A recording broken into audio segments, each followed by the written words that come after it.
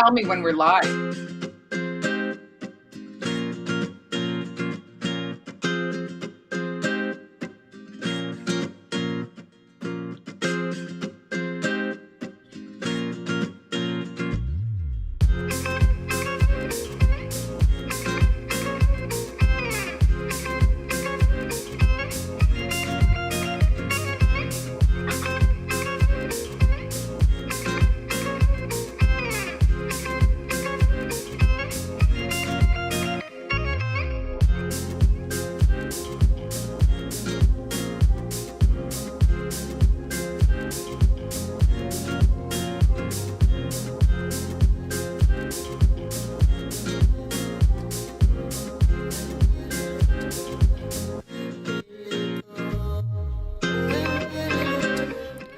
And we are live with Linda.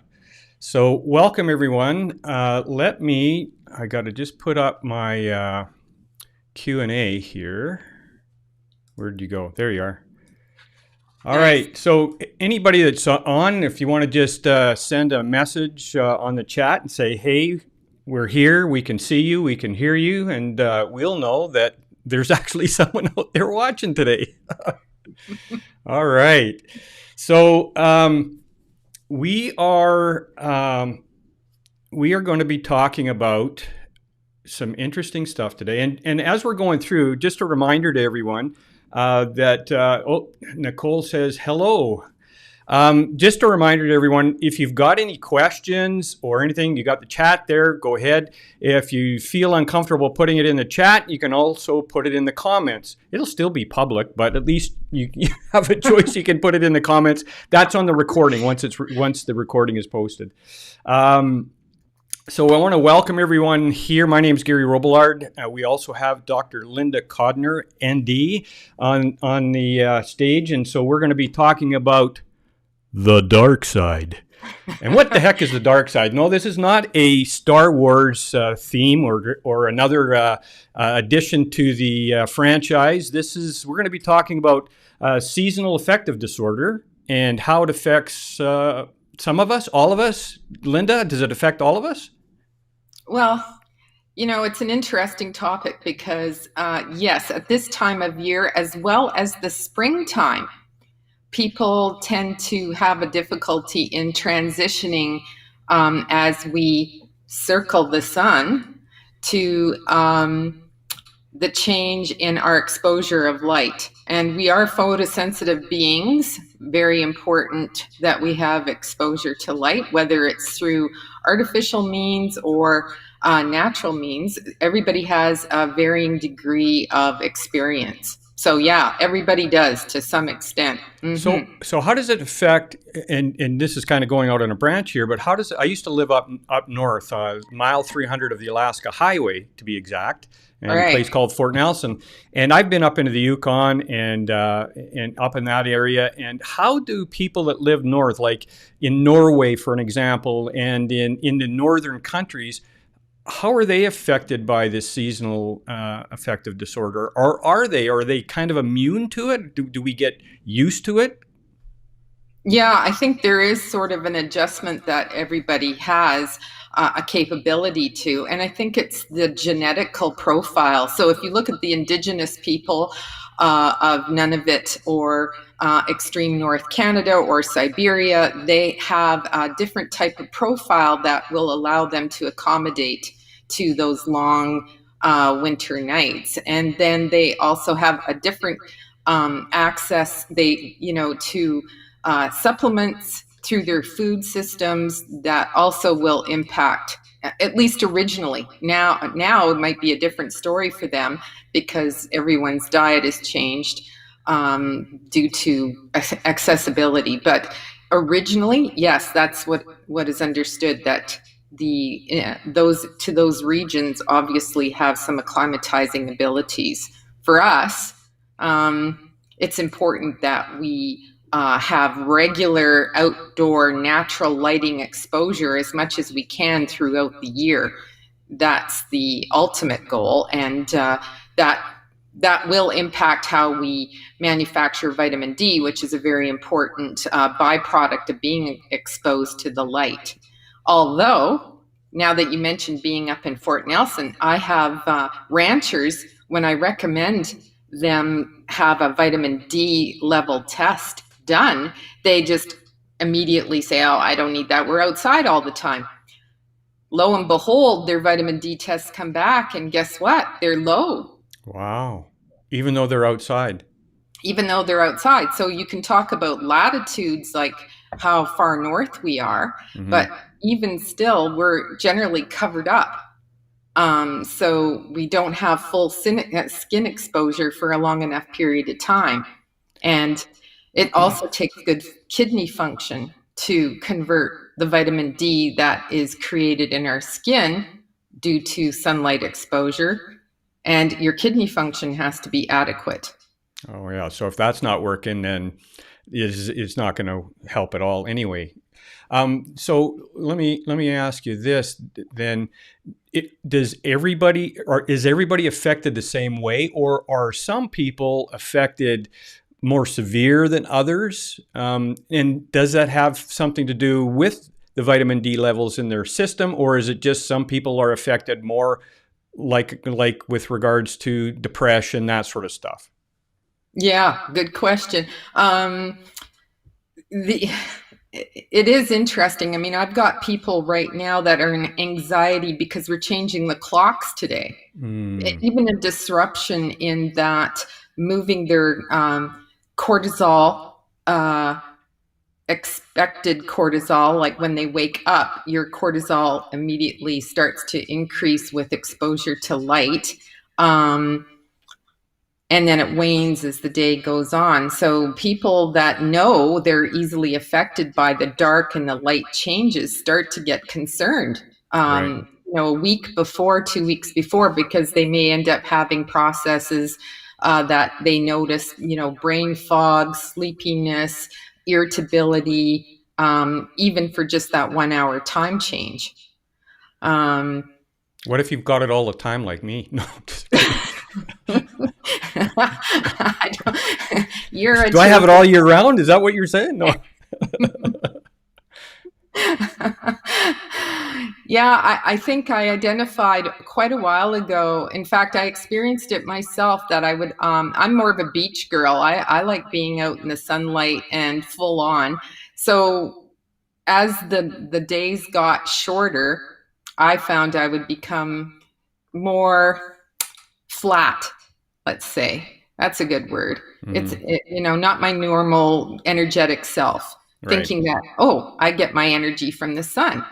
But as I started to look more closely at my other symptoms, I noticed that, hey, I can tweak my glandular balance. That's the thyroid, adrenals, pituitary. And I started to feel more cheerful and more energetic again. Hmm. So maybe there's subtle hormonal imbalances that are going on within an individual that makes them more susceptible. So it's not just the fact, because not, like you said, not everybody experiences sort of a flatlining or Yeah. Yeah. a Yeah. depression at the longer times of the year. Right. And I've seen it even in our family where some of the members of our family, are affected as soon as the days are shorter and stuff. They notice, their get up and go just kind of got up and left, and they just don't have the energy, it seems. Then and others, not so much. And so what are the things? How do you, first of all, how do you identify if you've got it? Because that's the first step, isn't it? Is to identify that, hey, I'm not feeling as peppy as I was during the summer. And so what do we do to recognize it? And then second question to that would be, what do we do about it? And is there just one thing to do about it, or is there multiple depending upon the person? Like the liver Oh, function thing you mentioned, right? yeah, yeah, kidney function. Kidney Yeah, function, kidney function. Yeah, for right? the vitamin D metabolism. So, what can we do? Well, we can look back and sort of see how every year there seems to be this pattern happening. So, is it a real pattern or is it other circumstances? And at this time of year, our lifestyles change. We become more indoor. Sometimes we become a little more sedentary depending on what we get involved in. So is that the factor, or is it because we actually are indoors more? So, you're the best person to ascertain whether this is something, right, Affecting that you or you're not? noticing Yeah. as different or a change.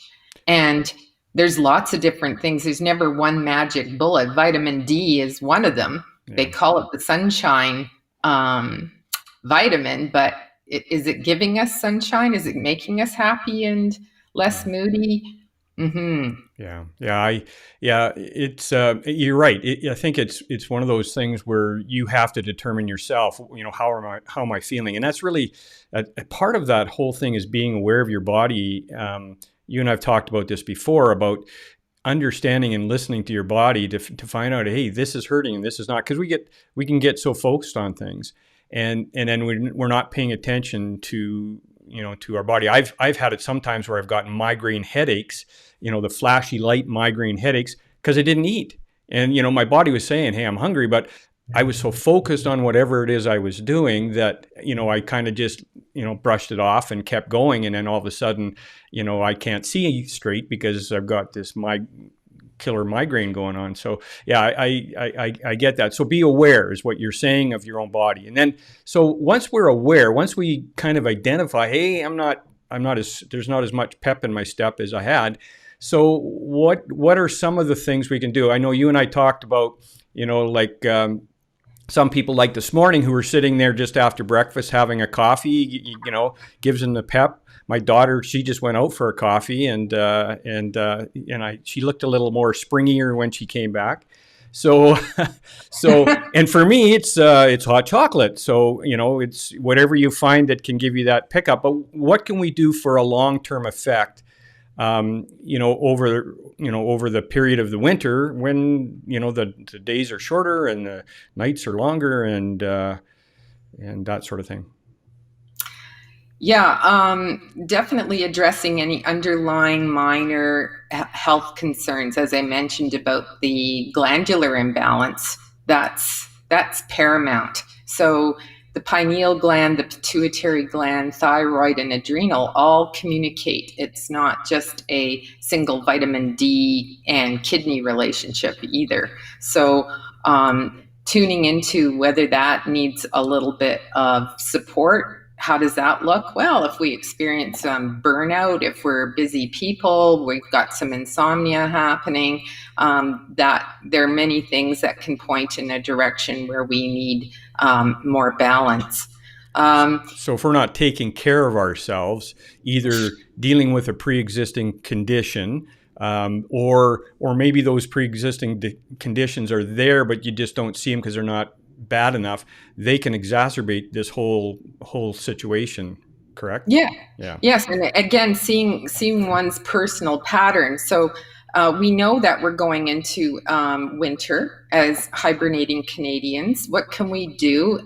There's really interesting information about what the Swedes do. It's a very celebratory time of year where they like going inside. They have a lot of candles lit.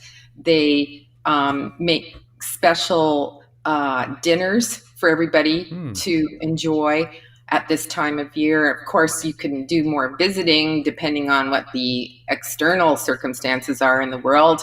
And wearing something bright colored, gives us sort of an opportunity to get the mindset going that we still have an internal light that is manufactured through our mitochondria that gives us energy. And that's year round.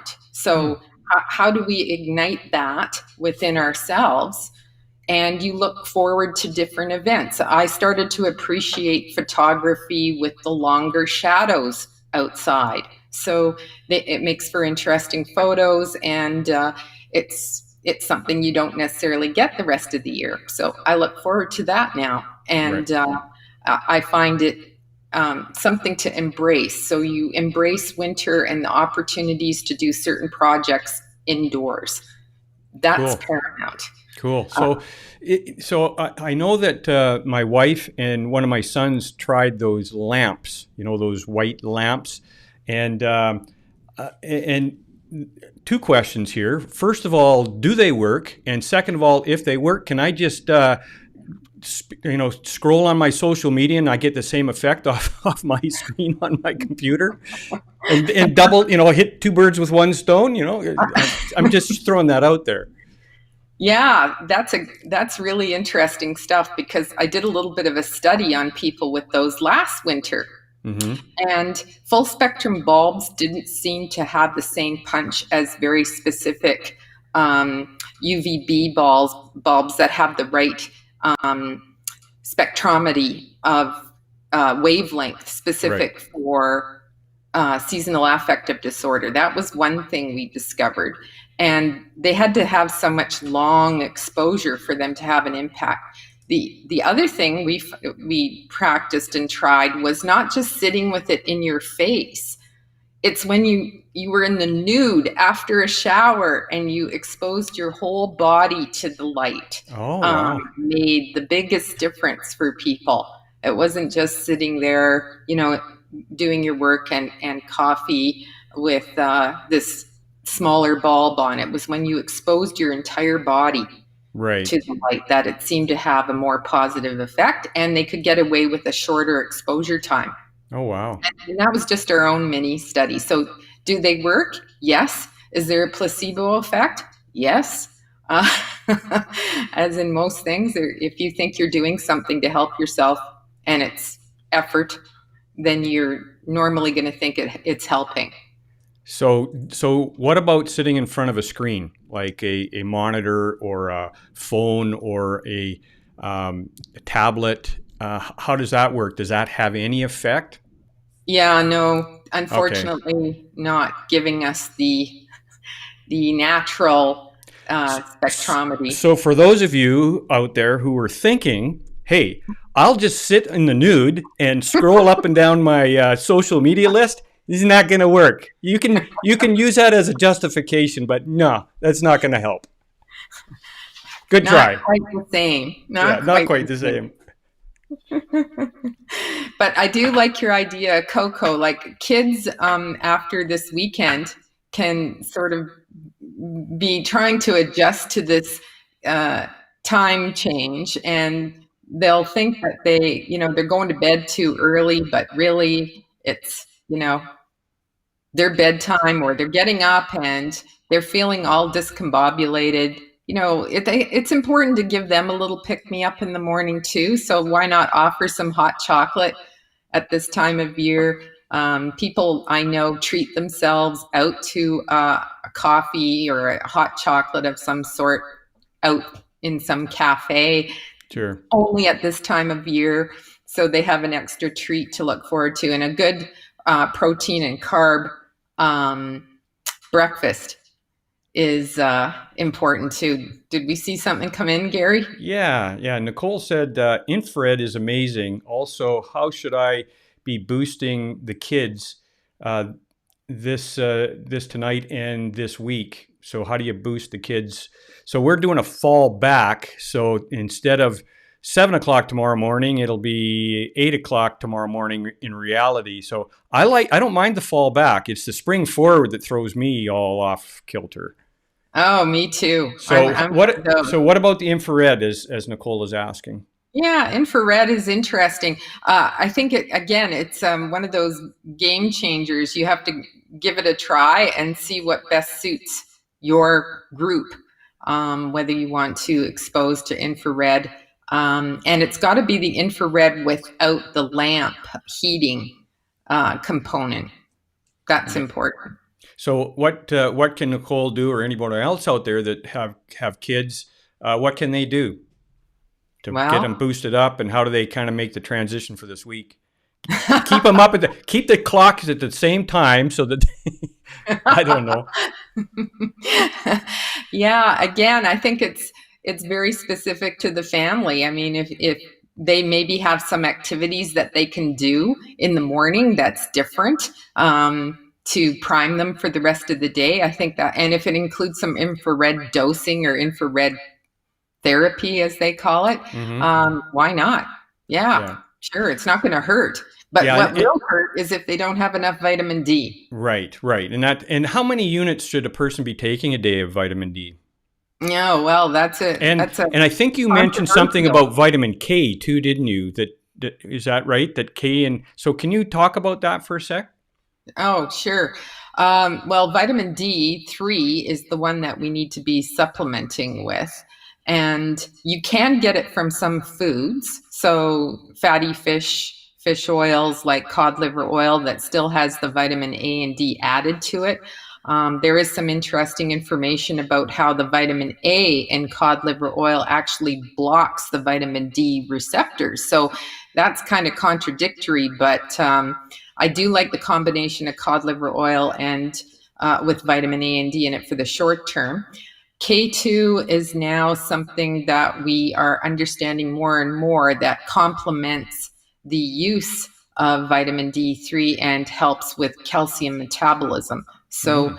we should check our multivitamins and see if they have extra K2 involved.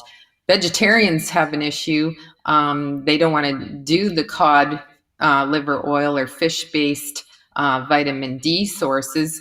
They can eat mushrooms. They have the ability to also manufacture their own vitamin D, and there's some lichen based supplements that they can look into and just source out. I don't have any brands off the top of my head. A lot of vitamin D is manufactured from lanolin or sheep's wool. Mm. Yeah. So again, back to my question: how many units? Because I think you can overdo it with vitamin D too, can't you? I think I take four of those 1,000 milligram pills. That's what I take, and maybe I'm overdoing it. Maybe I'm underdoing it. Tell us where we should be kind of gauging how much we should be taking. Yeah. Well, and that's a really hot topic of and a lot of different views there. So they have discovered that people can do a 50,000 unit bolus. Do I recommend that? No. 50,000. Wow. Why? Because our bodies technically like to do everything slow and steady. They don't like it doesn't like to be overwhelmed. Mm-hmm. And if you have to understand, why do I have a vitamin D deficiency? Is it really because I'm not exposed, or maybe I have a genetical a SNP, they call it, whereby I am not metabolizing vitamin D as proficiently as other people. And my mother happens to be one of those people. So even at 5,000 international units a day, her vitamin D is very slow to make a comeback. So technically, recommending 2,000 international units a day is a safe amount for most people.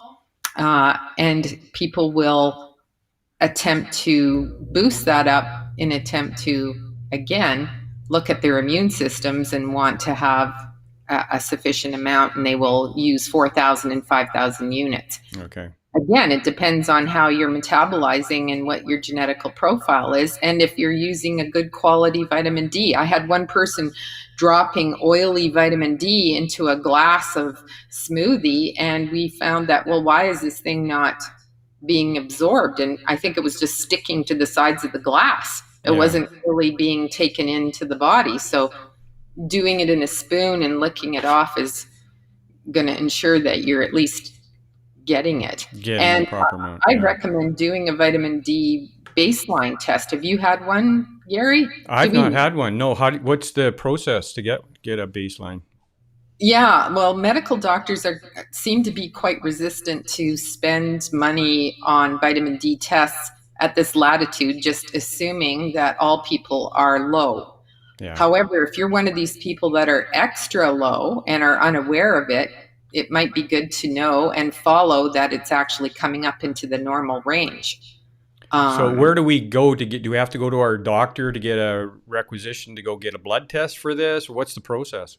Yeah, well, currently, if you've been shown to have vitamin D deficiency in your body, in your family, you might be able to convince them to do it. But otherwise, they have to be suspicious of osteoporosis before they will make a recommendation to get the blood work done. You can have it done privately, and that's where I recommend, just doing a quick blood draw through Calgary Lab Services. I provide those requisitions out of the office, So and you can then provide those requisitions and then you just pay for it yourself? yes, So you and could so what you're saying, and this is actually good information to have for all of us here, that we don't have to rely on our doctor where they go, no, we're only doing this and this. If there are certain things that you want to, like heavy metal testing, those sorts of analysis that maybe your doctor is a little apprehensive or just says no, you can have it done yourself. Or is it expensive, Linda, to have like let's just use the vitamin D baseline? Is that expensive to have done? Do you have any idea on the no, cost? it's reasonable. It's $80 to have that done. That's not bad. And then you know where your starting point is. And the D spots that are like a blood spot test, I have found they're accurate, but maybe not as reliable as a blood draw. So when you look at getting your kids done, Mm-hmm. that's a thought. Giving them 2,000 units a day, I think, is a reasonable starting point. And then when they start hitting your teens, then you can maybe look at getting an assessment. It just depends on whether you want to poke your kids' fingers and Yeah, yeah, blot it on. yeah. Okay, cool. Anything else that you think that we should be aware of with regards to this change in the daylight savings change, where we put our clocks forward? Anything to do with what we're getting going into the longer days or the longer nights, shorter days? Boy, I got that mixed up. Shorter days, longer nights. Is there anything else that we should maybe bring up or discuss? And any questions that you out there may have, go ahead and post them so that Linda can kind of address that if we haven't covered the things that were on your mind. Yeah, well, that was a really good tip that Nicole brought up about the infrared therapy. There, when we're dealing with anxiety or depression because of seasonal affective disorder, not only looking at our underlying balance, but looking at simple things like a meditation breath technique, our B12 levels, all of these factors also come into it. So instead of, people have now heard about the 4-4-4 box breath, but to increase your energy, as I said before, increasing your own internal, ignite your own fire within yourself. It's a 7 breath in, hold for 7, 7 breath out, and then immediately back into 7 breath in. So rinse and repeat once you've done one cycle of it, right? Okay. Yeah, there's no holding out breath for 7. It's just a 3 times 7. And that will give you more energy. I don't recommend doing that breath work at night if you want to go to sleep. Yeah. I've made that mistake before. Yeah. You only have to do that once, and then you sit there and toss and turn for a couple hours, and you realize that, hey, that maybe not be a good idea. It's like exercising at 10 o'clock at night. Not a good idea. And then you're going to go to bed in an hour later. It's not going to work. All right. Well, what's that? And Gary, I just want to add too that I think people have to consciously sort of think of themselves in sunlight. So if you're meditating, first enclose yourself in a beautiful ball of sunlight and carry that thought through your day. And there's nothing that's going to hurt, and it's certainly going to help you feel better because you have a more positive, you're carrying your own little sun bubble. And that's a whole other topic that we can actually put down on our list, because I've looked at research on. I used to take NLP years ago, and neuro-linguistic programming, and some of the data on that of picturing stuff in your minds. They did this with Olympians and stuff like that to increase their their performance. And there's some amazing stuff that we are not even tapping with our brain. Now, it's a big fight, obviously, especially for people that have ADD like myself, where it's a constant battle. There's a wrestling match just about every day on who's going to win. And but for most people that don't have that, it's maybe not so bad. But even people with ADD can focus and accomplish a heck of a lot, even though you may have that. Well, we're at the top of the hour. So just a reminder for everyone, make sure you move your clocks ahead. I didn't do this a couple of years ago. Back. Sorry. Back. Fall back, spring My forward. daughter's sitting here and she's just throwing me off, and I'm not on my game here. No, I'm just kidding. No, so move your clocks back, and don't be like me. I didn't do that a couple of years ago. Went to church and I thought, holy crap, nobody's here. Did I miss something? Did everybody get taken up? Didn't turn the clock. So make sure you turn the clock. Thanks, Gary. Any other questions before we sign off here?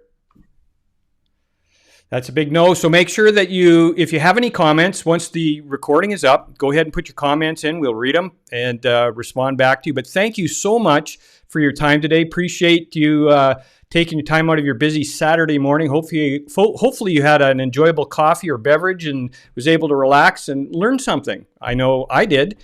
And so we'll catch you next week, and have yourself a great weekend, and look forward to talking to you next week. Thank you, Gary.